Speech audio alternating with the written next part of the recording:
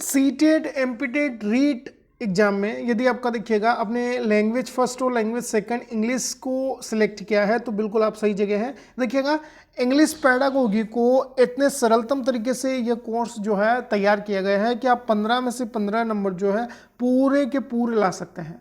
Start करेंगे। Video course को देखिएगा, लाइक कर दीजिएगा और चैनल पर नए हैं तो सब्सक्राइब कर लेना है। देखिएगा आपका इंग्लिश पैडागोगी होती क्या है, किस तरह से क्वेश्चंस पूछे जाते हैं, आज ये आपका बेसिक और पार्ट 1 है। आप निरंतर क्लास से जुड़े रहते हैं डेली तो आपको जो पैडागोगी का 15 आउट ऑफ 15 का जो रेशो रहने वाला है वो पूरा का पूरा समझ में आ जाएगा कि किस तरह से क्वेश्चंस आते हैं और आप किस तरह से तैयार करते हैं। देखिएगा सबसे पहले अपन बेसिक से चलेंगे आपका एडवांस की ओर, सरल से कठिन की ओर। देखिएगा language learning starts from listening. देखिएगा भाषा जो सीखना होता है, भाषा हम किस तरह से सीखते हैं तो सबसे पहले हम क्या करते हैं, सुनते हैं।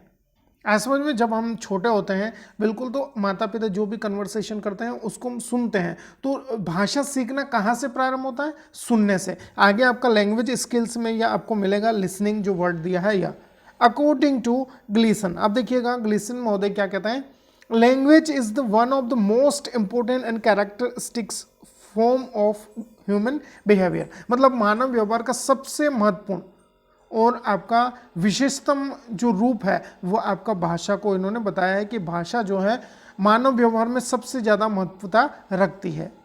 ऐसा समझ में इसके माध्यम से ही हम जो भी अपने विचार है, भाषा का जो नीड है, आवश्यकता है भाषा की, वो आपको पूर्ण कर पाते हैं। किसके साथ, भाषा अगर सीख जाते हैं तो। इतना समझ में आया। यहाँ से क्वेश्चन बनेगा, देखिएगा मैं बताऊंगा आपको, चलेगा।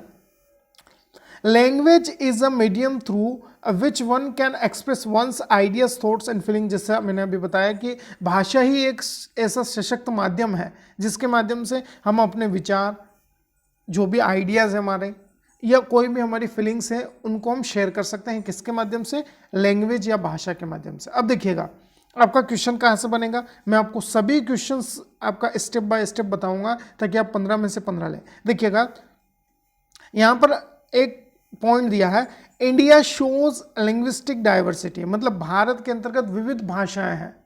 डाइवर्सिटी मतलब होता है विविधताएं। तो बहुत सारी भाषाएं बोली जाती है, हिंदी बोली जाती है, गुजराती, पंजाबी, इसके अलावा आपका मराठी।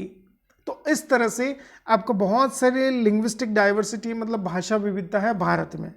आया समझ में। अब देखिएगा this linguistic diversity poses complex challenges but also range of opportunities. देखिएगा ऐसी जो भाषा विविधता है ये देखिएगा आपका भाषा सीखने में हमें देखिएगा कभी कभी क्या करती है कि चैलेंज भी करती है। मतलब भाषा सीखने में यह बाधा भी होती है, लेकिन क्या है, एनी जो आपका बाधाएं हैं इनको लेकर हम अपॉर्चुनिटीज़ भी देख सकते हैं, सीखने में अवसर भी आपका ढूंढने पड़ते हैं। जैसे कि हमारा देख सकते हैं, एग्जाम्पल के रूप में समझेंगे कि हम रहने वाले हैं देखिएगा एमपी के, जहाँ पर प्योर हिंदी चलता है। अब हमारा देखिएगा कहीं एज ए टीचर आप सेंट्रल गवर्नमेंट की जॉब में हैं और आपका ट्रांसफ़र हो जाता है कहीं दूसरे जगह, जैसे आपका हो गया साउथ साइड में, तमिलनाडु में। अब देखिएगा तमिल भाषा वहाँ बोली जाती है। अब क्या है, जो लिंग्विस्टिक अप्रोच है, जैसे हम इंग्लिश जानते हैं तो हमें कोई प्रॉब्लम नहीं होगी वहाँ पर। तमिल जो तमिलनाडु के लोग भी है या जो आपका पर्सन है वहाँ के भी, वो भी आपका इंग्लिश में कन्वर्सेशन कर सकते हैं। अब देखिए लिंग्विस्टिक डाइवर्सिटी कहाँ आती है कि हम हिंदी भाषी हैं और हमें तमिल भाषा क्षेत्र में आपका जाना पड़ता है। रूरल एरिया, जो रिमोट एरिया है, वहाँ अगर ट्रांसफर कर दी जाए तो इतना लोग आपका जो है वहाँ के इंग्लिश नहीं जानते, तब आपको जो प्रॉब्लम्स है या दिक्कत होती है। तो लिंग्विस्टिक डाइवर्सिटी आपको भारत में बहुत व्यापक स्तर पर मिलती है। अब देखिएगा यहाँ पर चलेंगे, डिफरेंट लैंग्वेजेस हैव को existed in India from time immemorial in reaching each other. देखिएगा जो पुराने समय से ही जो भारत में जो विविध भाषाएं हैं उनका आपका प्रचलन रहा है, क्योंकि यहाँ पर अलग अलग भाषाएं अलग अलग समाज या लोगों के द्वारा बोली जाती है। तो ये पुराने समय से ही चला आ रहा है। इतना है समझ में कॉन्सेप्ट, भाषा क्या होती है और लैंग्वेज लर्निंग, भाषा सीखना हमें क्यों आवश्यक है और क्यों इसे हमारे सब्जेक्ट में शामिल किया गया है, इतना समझ चुके होंगे आप। चलिएगा आगे चलते हैं। देखिएगा क्वेश्चन भी है और इसका आपका यहाँ पर देख सकते हैं दिया है point. When language are learn without any practice it is cold first language. देखिए जो हमारी फर्स्ट लैंग्वेज या मातृभाषा कह सकते हैं इसको, हमारी जो प्राथमिक भाषा है जैसे हमारी हिंदी है, तो जो हमारी फर्स्ट लैंग्वेज है यह आपका किसी भी प्रैक्टिस के द्वारा हम नहीं यहाँ पर स्वाभाविक रूप से इसको सीखते हैं, इसमें कोई प्रैक्टिस करने की आवश्यकता नहीं है हमें। समझ में, इस भाषा को हम स्वाभाविक रूप से हम अपने माता पिता, अपने आसपास के वातावरण से सीखते हैं। तो यह कौन सी भाषा होगी आपकी फर्स्ट लैंग्वेज, यह कहलाएगी। अब देखिए क्वेश्चन आपका है, यह क्वेश्चन पहले सीटेट एग्जाम में आया है। When language development is a deliberate and conscious effort, language is on acquired, learn और bishop। मतलब होता है देखिएगा कि भाषाई विकास आपका देखिएगा एक सचेत और एक अच्छे एक डेलिब्रेट मैनर में, डेलिब्रेट मतलब होता है कि फोर्सफुली आप बच्चों को सिखा रहे हैं। तो भाषाई विकास किस तरह से होगा? हॉर्न मतलब होता है प्रखर रूप से, एक विकसित रूप में होगा। एक्वायर्ड मतलब ग्रहण करने के रूप में होगा। लर्न करेंगे बच्चे, सीखेंगे उसको। या ब्रशअप मतलब दोहराना होता है। देखिएगा तो देखिएगा डेलिब्रेट और कॉन्शियस एफर्ट के साथ यदि आप भाषाई विकास के सामने ये जो पक्ष है हमारे कि जो लैंग्वेज डेवलपमेंट के अंतर्गत भाषा हम कॉन्शियस एफर्ट के साथ सिखा रहे हैं बच्चों को, सचेत और आपका एक अच्छी विधि के साथ में, तो बच्चे जो है इस भाषा को सीखेंगे, मतलब लर्न होगा। यहाँ पर सी ऑप्शन अपने को टिक करना है, बहुत इंपॉर्टेंट क्वेश्चन हो जाता है। चलिएगा नेक्स्ट देखिएगा, प्रिंसिपल्स ऑफ टीचिंग, मतलब आपका भाषाई जो सिद्धांत है, शिक्षण के सिद्धांत पूछे जा सकते हैं। किस तरह से आपसे क्वेश्चंस बनेंगे देखिएगा। Keep the students involve, try to have a student centred class as far as possible. देखिएगा जो भाषा की कक्षा है, आप भाषा की कक्षा में सभी जो एक्शंस है वो टीचर नहीं कर सकता है। आपको क्या करना होगा कि बच्चे के जो आपका आइडियाज हैं, उसकी जो मेमोरी पावर है, उसकी जो क्षमता है, सीखने की पावर है, उसके अनुसार आपको चलना होगा और स्टूडेंट को आपको इन्वॉल्व करना पड़ेगा लैंग्वेज स्किल्स को सीखने में, लैंग्वेज को सीखने में। तो हम क्या करें, ज़्यादा से ज़्यादा ट्राई करें कि जो बाल केंद्रित शिक्षा है, स्टूडेंट सेंटर्ड जो क्लास है उसका हम निर्माण करें, मतलब बाल केंद्रित शिक्षा का यहाँ पर हम ध्यान दें। इतना है समझ में, यह आपका प्रिंसिपल्स ऑफ टीचिंग है, शिक्षण के सिद्धांत।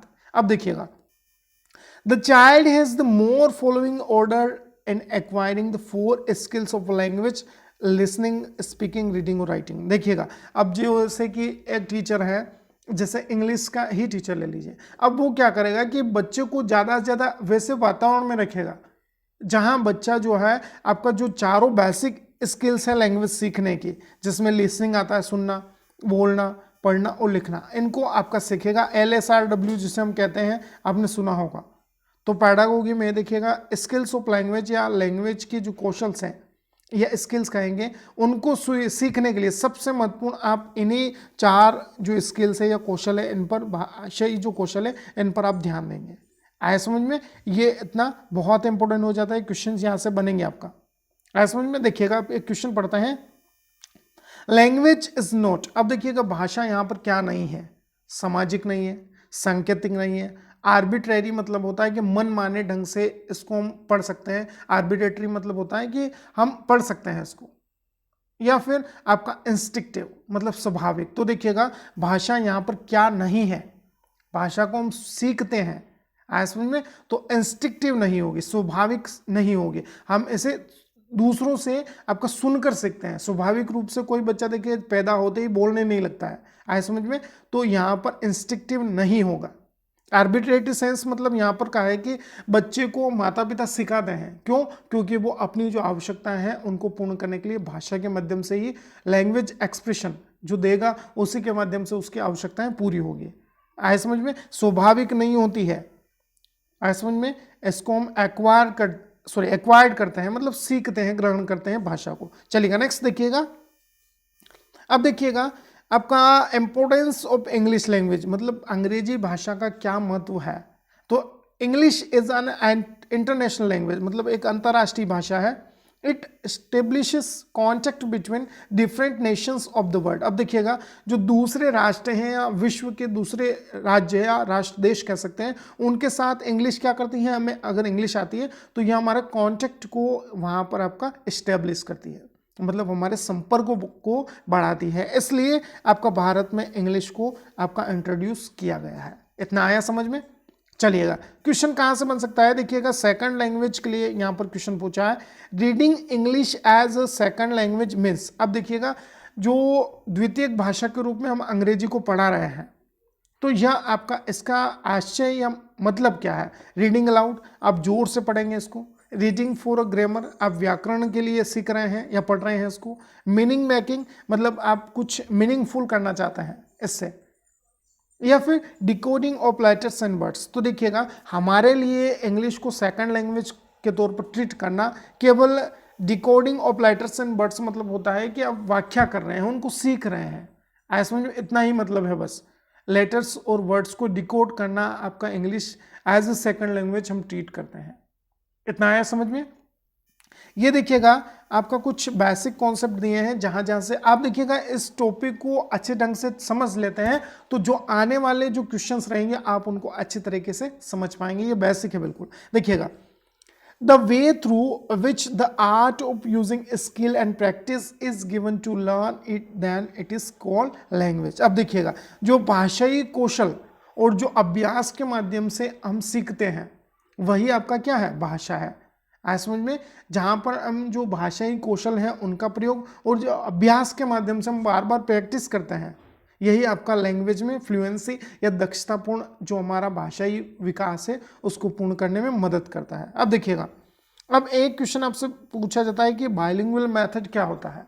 तो बाइलिंगुअल मेथड आपका भाषा के बेसिक कॉन्सेप्ट को आप समझते हैं, वहीं से आपको आना चाहिए इसका मीनिंग या मतलब। तो देखिएगा बाइलिंगुअल मेथड में क्या होता है, the mother tongue is used by the teacher to explain the meaning of new words, phrases etcetera. देखिए जो हमारी मातृभाषा है उसका ही हम इस्तेमाल करके कुछ नए शब्दों और फ्रेजेस को आप सीख रहे हैं, कुछ नया सीख रहे हैं, यह होता है बाइलिंगुअल मेथड। मतलब अपनी मातृभाषा का यूज करके आप कुछ नया सीख रहे हैं, यह होता है बाइलिंगुअल मेथड। आपसे क्वेश्चन बन सकता है। देखिएगा नेक्स्ट है, Which one of the following helps in learning the second language without using the printed text। मतलब होता है कि कोई भी प्रिंट माध्यम नहीं है, आपके पास कुछ लिखा नहीं है, इसके अलावा आप देखिएगा अगर कुछ आपके पास सोर्स नहीं है लैंग्वेज सीखने के लिए, और आप इनमें से ऑप्शंस दिए होंगे आपको किन के माध्यम से जो भाषा द्वितीय भाषा है या इंग्लिश को लैंग्वेज सेकंड जो इंग्लिश है हमारी उसको सीख सकते हैं। तो देखिएगा लैंग्वेज इमर्शन मतलब होता है कि बार बार आप दोहरान कर रहे हैं उस चीज का। भाषाई दोहरान जो होता है, लैंग्वेज इमर्शन जो होता है, उसको प्रैक्टिस कर रहे हैं हम बार बार। तो यहाँ पर कोई भी साइन नहीं है आपके पास, चिन्ह नहीं है सीखने के लिए, सांकेतिक जो आपका साइन होते हैं लैंग्वेज के वो भी नहीं दिए हैं। मतलब प्रिंटेड जो टेक्स्ट है हमारे पास कुछ है ही नहीं, छपा हुआ या लिखा हुआ कुछ है ही नहीं, फिर भी हम सीख सकते हैं लैंग्वेज सेकंड को। तो कहते हैं ना कि बच्चों को ज़्यादा से ज़्यादा हम इंग्लिश कैसे बोलना सिखाएंगे, तो लैंग्वेज के लिए, इंग्लिश लैंग्वेज के लिए आपको वैसा वातावरण तैयार करना होगा। ज़्यादा से ज़्यादा आप इंग्लिश वर्ड्स को इस्तेमाल करेंगे आपका स्कूल में, और वैसा वातावरण सभी बच्चों के लिए आपका क्या करेंगे, आप बच्चों को एक नियम के अंतर्गत लेकर चलेंगे कि सभी इंग्लिश के पीरियड में इंग्लिश में ही आपका बात करेंगे। वर्ड्स ज़्यादा से ज़्यादा नए किस प्रकार से सीखेंगे, लैंग्वेज इमर्सन या दोहरान के माध्यम से ही। ऐसा समझ में, ये थे आपके मोस्ट इंपोर्टेंट टॉपिक जो कि इंग्लिश पैडागोगी के लिए। देखिएगा आपको अगर यहाँ से आप समझ लेते हैं तो बहुत कुछ आपको समझ आ चुका होगा। यहाँ से अच्छा लगे तो देखिएगा सभी जो सेशन है इंग्लिश के होने वाले हैं आप कंटिन्यूसली। ये पहला आपका सेशन था, आप लाइक कर दीजिएगा, शेयर कर दीजिएगा। और देखिएगा इंग्लिश पैडागोगी में देखिएगा मेरा भी 15 स्कोर रहा है, सीटेट एमपीटेट जो आपका सेकंड ग्रेड एग्जाम है उसमें भी। तो आई होप आप समझ चुके होंगे किस तरह से क्वेश्चंस आते हैं। ये बेसिक ऑफ इंग्लिश पैडागोगी था, आगे भी आपको सेशंस मिलते रहेंगे। लाइक कर दीजिएगा, शेयर कर दीजिएगा और चैनल को देखिएगा सब्सक्राइब कर लीजिएगा। चलिएगा, थैंक यू फॉर वॉचिंग।